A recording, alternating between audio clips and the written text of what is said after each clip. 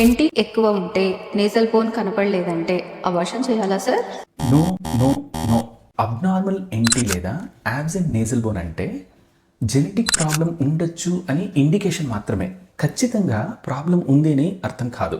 NT స్కాన్లో genetic ప్రాబ్లమ్స్కి high risk అని వస్తే further confirmation కోసం మనం టెస్ట్ చేయాలి.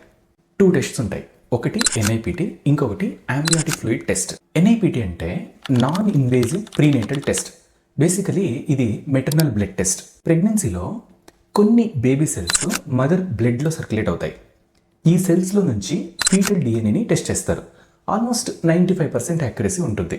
ఆమ్నియాటిక్ ఫ్లూయిడ్ టెస్ట్ అంటే బేబీ చుట్టూ ఉన్న ఉమ్మనీరుని అల్ట్రాసౌండ్ గైడెన్స్తో ఒక చిన్న నీడల్ని పాస్ చేసి కొంచెం ఫ్లూయిడ్ తీసుకొని ఆ ఫ్లూయిడ్లో ఉన్న బేబీ సెల్స్లో నుంచి ఫీటల్ డిఎన్ఏని టెస్ట్ చేస్తారు. ఇది ఆల్మోస్ట్ 100% యాక్యురసీ ఉంటుంది. సో అబ్నార్మల్ ఎన్టీ అంటే ప్యానిక్ అవ్వకూడదు. ఇమ్మీడియట్గా అబార్షన్ డిసిషన్ తీసుకోకూడదు.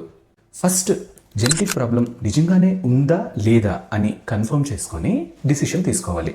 ఎందుకంటే చాలా కేసెస్లో రిపోర్ట్స్ నార్మల్గా వస్తాయి అంటే బేబీస్ కంప్లీట్లీ నార్మల్ అని అర్థం. ఎన్టీ స్కాన్ గురించిన మరిన్ని డీటెయిల్స్ని నెక్స్ట్ వీడియోస్లో చూద్దాం. Thank you.